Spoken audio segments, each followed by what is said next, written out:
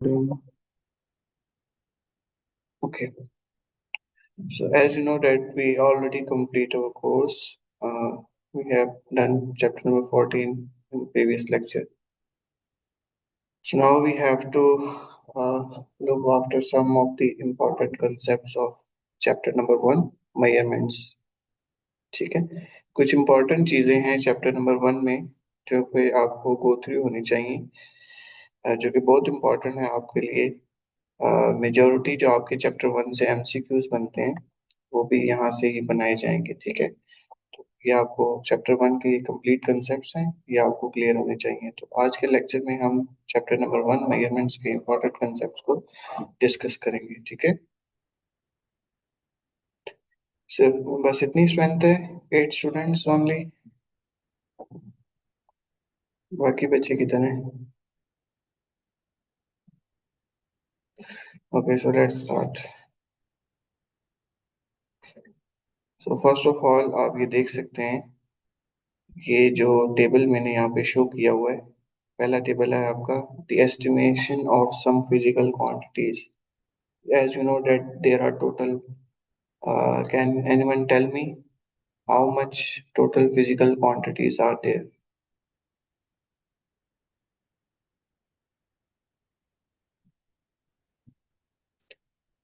How many types of physical quantities are there? किसी को पता है? Two Yes, name पता है? base quantities and derived quantities. Yes, base and derived quantities. Good. So base quantities में हमारे पास जो फर्दर आती हैं वो इम्पोर्टेंट, हमारे पास लेंथ, mass और टाइम, you know that. तो length, where as length is concern, you can see length में हमारे पास क्या क्या चीजें आ जाती हैं। डायमीटर ऑफ प्रोटॉन, ये आपको पता होना चाहिए इसकी वैल्यू क्या होती है। एक प्रोटॉन जिसका डायमीटर क्या होता है 10⁻⁻15। इसी तरह जो न्यूक्लियस होता है उसका डायमीटर आपके पास क्या होता है 10⁻⁻14। सो ज्यादा छोटा कौन सा हुआ, डायमीटर ऑफ प्रोटॉन या डायमीटर ऑफ न्यूक्लियस? कौन बताएगा? Proton. यस, प्रोटॉन आपका ज्यादा छोटा होगा क्योंकि माइनस में जो वैल्यू बड़ी होती है वो छोटी होती है। तो 10⁻⁻15 एक छोटी वैल्यू है एज कम्पेयर टू 10⁻⁻14। ठीक है, इसी तरह डायमीटर ऑफ हाइड्रोजन एटम आप देखें वो उससे भी बड़ा होता है 10⁻⁻10। इसी तरह डायमीटर ऑफ वायरस, अगर आप एक वायरस का डायमीटर देखें जो कि 10⁻⁹ होता है। ठीक है, इसी तरह की चीजें आपने देख लेनी है, ये सारी मैंने आपको मेंशन की हुई हैं। एक फुटबॉल ग्राउंड का जो डायमीटर आपके पास होता है वो 10⁻² होती है। इसी तरह डायमीटर ऑफ अर्थ, हमारे अर्थ का डायमीटर कितना है 10⁻7। हमारे सोलर सिस्टम का डायमीटर कितना है, लेंथ कितनी, ठीक है, डायमीटर कितना है 10⁻12 मीटर्स। इन सब के जो यूनिट्स है ना वो मीटर्स में लेके चलना है। ठीक है, ऊपर मैंने मेंशन कर दिया। ये बहुत इंपॉर्टेंट है कि 1 लाइट ईयर कितने मीटर्स के बराबर होता है। तो 1 लाइट ईयर बराबर होता है 10⁻16 मीटर्स के। इसी तरह हमारी जो मिल्की वे है उसका डायमीटर इतना है। ठीक है, ऑब्जर्वेबल यूनिवर्स क्या होती है, अभी तक वो यूनिवर्स जो कि अभी तक हमने देखी है। ठीक है, और हमारी जो ऑब्जर्वेबल यूनिवर्स है उसका जो डायमीटर है हमारे पास डिस्टेंस है बिटवीन एंड पॉइंट्स, उसका 10⁻26 है। इसी तरह आप मैसेज पे देख लें, ये भी बहुत इंपॉर्टेंट है। मैस ऑफ इलेक्ट्रॉन आपको पता होना चाहिए, उसकी रेशियो क्या होती है 10⁻⁻30 kg। ठीक है, तो जो मैस ऑफ इलेक्ट्रॉन है देखें कितना स्मॉल है, 10⁻⁻30, एक बहुत ही छोटा नंबर है आपके पास। इसी तरह मैस ऑफ प्रोटॉन देखें जो कि होता है 10⁻⁻27। इसका मतलब mass of proton somehow greater है आपके मैस ऑफ इलेक्ट्रॉन्स। ठीक है, इसी तरह बैक्टीरिया का, मॉस्किटो का, ये सारी चीजें आपने देख लेनी है। ठीक है, इंपॉर्टेंट इंपॉर्टेंट मैंने मेंशन की हुई है। मैस ऑफ मून आपका क्या होता है 10⁻22। इस तरह mass of earth 10⁻25, mass of sun 10⁻30। और अभी तक जो यूनिवर्स हम देख चुके हैं जिसको आप ऑब्जर्वेबल यूनिवर्स बोलते हैं, उसका जो मैस अभी तक हमने एस्टिमेट किया है वो हमारे पास निकला है 10⁻53। सिमिलरली आप टाइम का टेबल यहाँ से देख सकते हैं कि main life of unstable nucleus, के कोई एक जो अनस्टेबल न्यूक्लियस होता है वो कितने टाइम में डिके कर जाता है, वो 10⁻⁻22 सेकेंड्स, इतने कम टाइम में डिके कर देता है। खुद सोचें 10⁻⁻22 कितना छोटा टाइम है, एक सेकंड का भी 22वां हिस्सा। ठीक है, तो इसी तरह की सारी चीजें आपने देख लेनी है। एक दिन में कितने सेकंड्स होते हैं आपके पास? 10 की पावर 5 सेकंड्स। एक साल में आपके पास कितने सेकंड्स होते हैं? ठीक है, 10 की पावर 7 सेकंड्स। एक ह्यूमन की एवरेज लाइफ टाइम में कितने सेकंड्स गुजरते हैं? 10 की पावर 9 सेकंड्स। ऑलराइट। और हमारी जो यूनिवर्स अभी तक जितना टाइम गुजर चुका है बिग बैंग के बाद, कितना टाइम गुजर चुका है? 10 की पावर 8 18 सेकंड्स। ठीक है, ये थोड़ी सी इंफॉर्मेशन थी, ये आपको पता होनी चाहिए। नेक्स्ट आप ये देख लें, आपके पास टेबल नंबर 2 है, इसमें आपको फिजिकल क्वांटिटीज कुछ दी हुई हैं, और ये जो सारी फिजिकल क्वांटिटीज दी हुई हैं, ये मुझे बताएंगे बेस क्वांटिटीज हैं कि ड्राइव क्वांटिटीज हैं?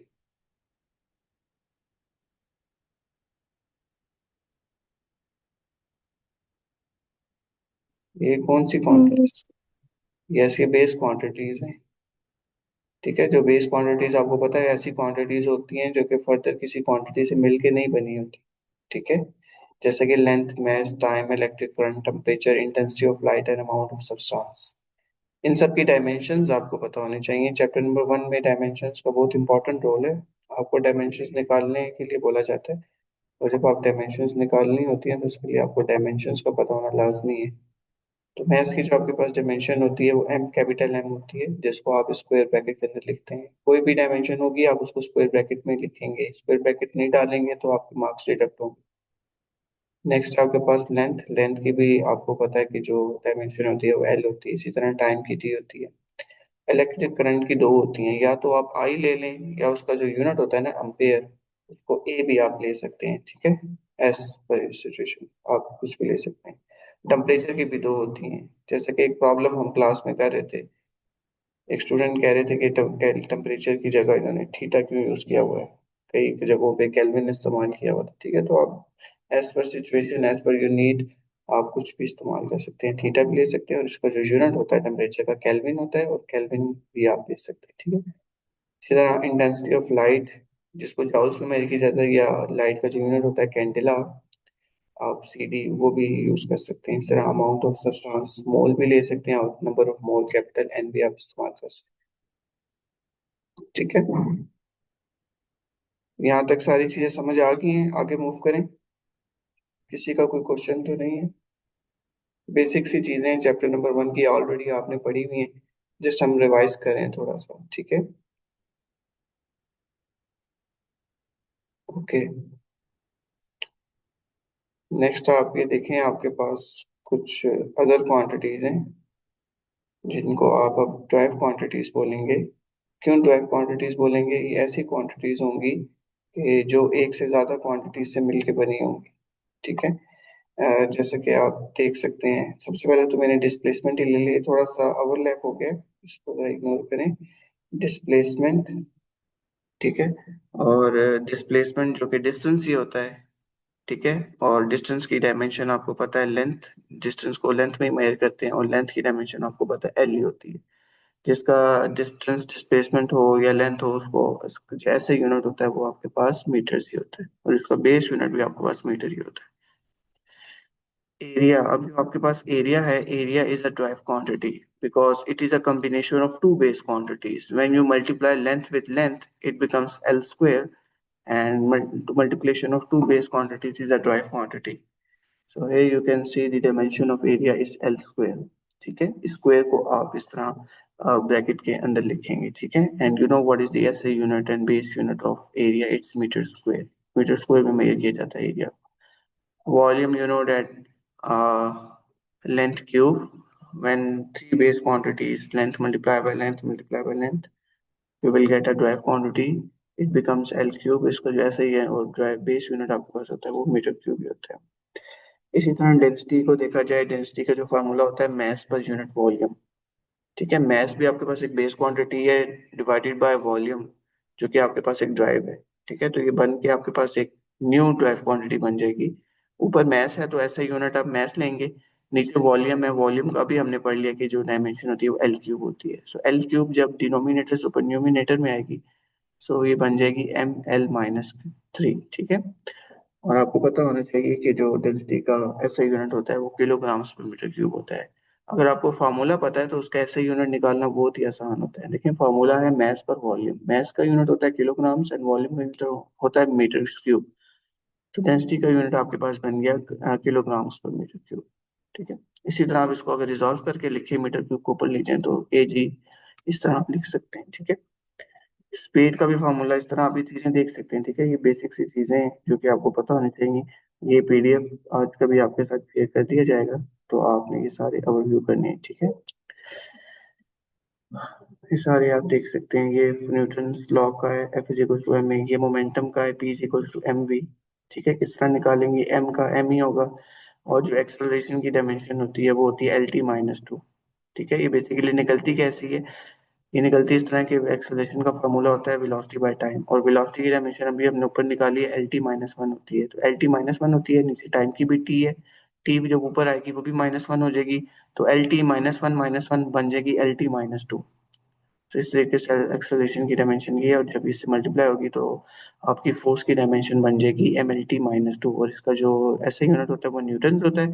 तो अगर आप इसका बेस यूनिट निकालना चाहें तो आप उसके फार्मूले से बता सकते हैं, मैस का किलोग्राम्स और एक्सेलरेशन का मीटर्स पर सेकंड स्क्वायर। मोमेंटम का भी निकाल लेंगे, इम्पल्स का भी, वर्क डन का भी, काइनेटिक एनर्जी का भी। ठीक है, टॉर्क का भी, पावर, प्रेशर, स्ट्रेस, स्ट्रेन, ये सारे आपने खुद देख लेने हैं। ठीक है, ओके। इसी तरह मॉड्यूलस ऑफ इलास्टिसिटी, ये भी इंपॉर्टेंट है, पेपर में एक शॉर्ट क्वेश्चन आ जाता है कि इसकी डायमेंशन निकालें। स्ट्रेस बाय स्ट्रेन होती है, स्ट्रेस की डायमेंशन ऊपर हमने यहाँ पे निकाल ली भी, आप देख सकते हैं M L minus one T minus two होगी। स्ट्रेन की क्योंकि कोई डायमेंशन नहीं होती, स्ट्रेन जो आपके पास एक डायमेंशनलेस क्वांटिटी है, क्योंकि ये सेम बेस क्वांटिटीज की रेशियो है, ऊपर भी बेस क्वांटिटी है नीचे भी बेस क्वांटिटी है, सेम क्वांटिटीज की रेशियो एक दूसरे को कैंसिल आउट कर देंगी। सो आपका कोई यूनिट नहीं बनेगा, अगर अगर कोई यूनिट ही नहीं होगा तो उसकी डायमेंशन ही नहीं होगी। ठीक है, तो स्ट्रेन की कोई डायमेंशन नहीं होती। एक स्ट्रेन की कोई डायमेंशन नहीं होती, दूसरा एंगल थीटा की भी कोई डायमेंशन नहीं होती। ठीक है, ये बात याद रखनी है, एमसीक्यूज आ जाते हैं। नेक्स्ट है ग्रेविटेशनल फोर्स। ठीक है, इसकी भी आपने देख लेनी है। और लास्ट में है कोफिशिएंट ऑफ विस्कोसिटी, ये भी पेपर में काफी दफा आई हुई है कि विस्कोसिटी की डायमेंशन निकालें। विस्कोसिटी का फॉर्मूला आपको पता है, force divided by velocity into displacement होता है, डिस्टेंस होता है। तो फोर्स की डायमेंशन को ऊपर इस्तेमाल करेंगे, नीचे वेलोसिटी की मल्टीप्लाई करेंगे डिस्टेंस से, रिजॉल्व करेंगे, आप देखेंगे आपकी ये डायमेंशन आ जाए। ठीक है, इनके सारे आपने यूनिट्स याद कर लेने हैं और इनकी डायमेंशंस को प्रॉपर आपने रिवाइज कर लेना है। ठीक है, समझ आ गई है सबको?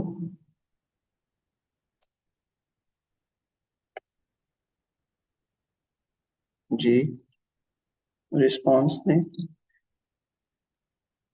जी आ गई है। ओके,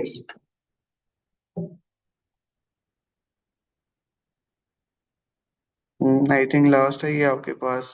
ये वही चीजें हैं जो भी हमने पढ़ ली हैं, ये सारों की इन्होंने बताई हुई। इन सबकी जो डायमेंशन होती है वो एल ही होती है, जैसे कि length, distance, displacement, width, height, radius, diameter हो गया, थिकनेस, डेप्थ, लाइट ईयर। क्योंकि हमारे पास डिफरेंट फार्मूलाज होते हैं ना, उनमें स्टूडेंट्स घबरा जाते हैं कि इसकी ये तो लेंथ नहीं है, ये तो डेप्थ है, ये तो लाइट ईयर है, तो इसकी क्या डायमेंशन होगी।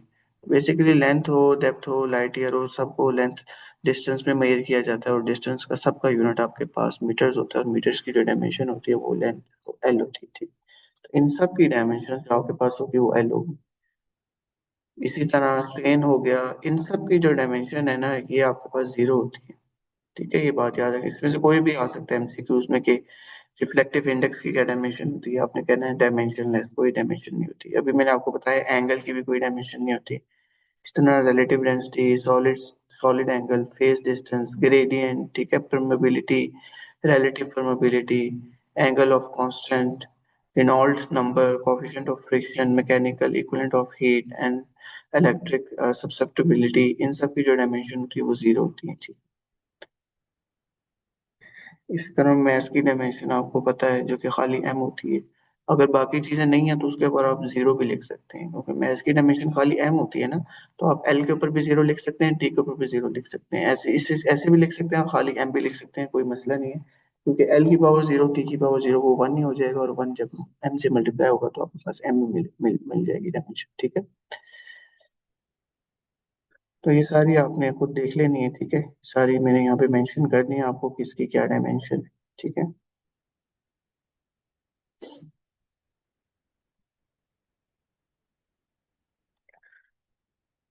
ये चैप्टर नंबर 1 के सारे इंपॉर्टेंट कंसेप्ट्स थे जो कि मैंने आपके साथ शेयर कर दी। इसमें से किसी बच्चे का कोई क्वेश्चन है तो यू कैन आस्क नाउ। जी, समझ आ गई है?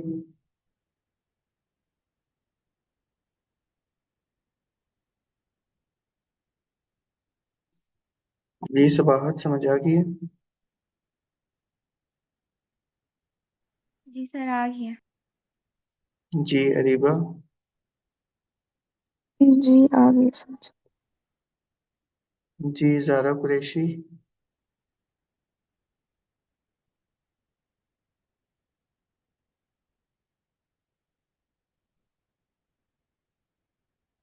जी यशफा, समझ आई है? जी सर। अच्छा। आ, कल मैंने कुछ असेसमेंट क्वेश्चंस दिए थे, होप सो आपने किए होंगे।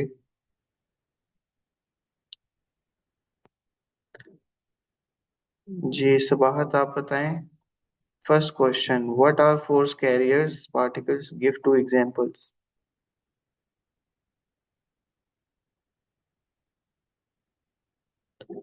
फोर्स कैरियर्स क्या होते हैं?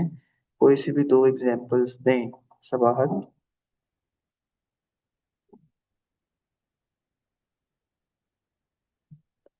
जी सबाहत, रिवाइज किया था जो मैंने कल असेसमेंट दी थी। सर हमारे पास ग्रेविटेशनल भी होती हैं और स्ट्रॉन्ग फोर्स भी होती है, व्हील भी होती है। ये तो आप फोर्सेस के नाम बता रही है ना, फोर्स कैरियर्स की बात कर रहा हूँ। फोर्स कैरियर्स पार्टिकल्स अम, बताने हैं, ये तो आप बता रही हैं ना, ग्रेविटेशनल फोर्स बता रही हैं। इन ग्रेविटेशनल फोर्स के साथ कुछ पार्टिकल्स एसोसिएटेड होते हैं, चार मैंने बताए थे। उनमें से किसी दो के नाम बताएं। क्या मतलब?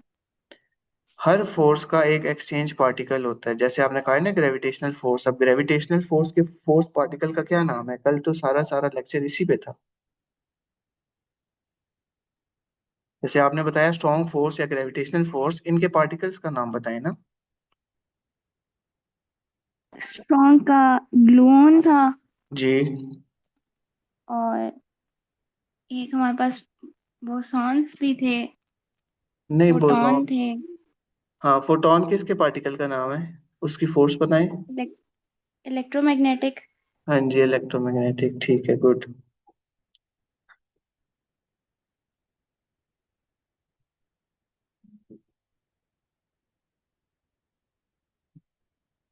जी यशवा, आप बताएं, what is particle annihilation.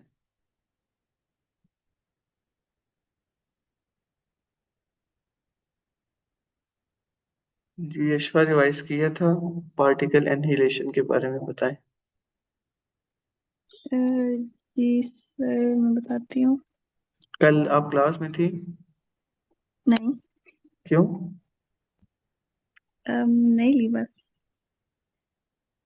Particle annihilation हाँ जी, ये क्या होता है बताएं। जब एक पार्टिकल डिस्ट्रॉय होता है, कैसे डिस्ट्रॉय होता एनाइलेट हो है? जाता है।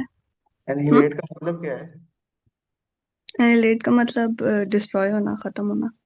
पर एक पार्टिकल डिस्ट्रॉय कैसे होता है? जब वो दूसरे के साथ नहीं, एक एंटी पार्टिकल के साथ करस्पॉन्ड करता है। हाँ जी, ठीक है। जी अरीबा, आप बताएं, what happens when an electron and positron collides. When an electron and positron collides, the they annihilate and they destroy each other and hmm. convert their masses into energy and hmm. produce gamma rays, photons. Good, ठीक है। ठीक है, so that's all for today's lecture. आज के लिए कोई assessment नहीं है। इसमें से किसी का क्वेश्चन है तो पूछ लें, ये पीडीएफ मैं आपके साथ शेयर कर दूंगा। क्लास में ही रहिएगा, मैं आप लोगों की अटेंडेंस सर, डाउनलोड कर लूँ जी। फिर अब तो क्लासेस नहीं होगी। क्या? अब तो नहीं क्लास होगी ना ऑनलाइन? पता नहीं, शायद संडे। ना हो, मगर अभी कंफर्म नहीं है। वो ग्रुप में बता देंगे। ठीक है, कंफर्म अभी नहीं हुआ, शायद हो शायद ना हो, ठीक है। चांसेस हैं। अगर हो भी तो होगी भी तो शायद मेरे ख्याल से ना ही हो। चले बता देंगे, इन्फॉर्म कर देंगे, ठीक है।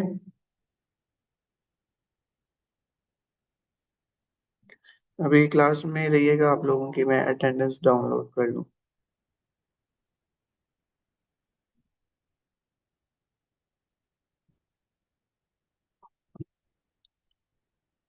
ओके, डाउनलोड हो चुकी है। So that's all for today's lecture. Take care and Allah Hafiz.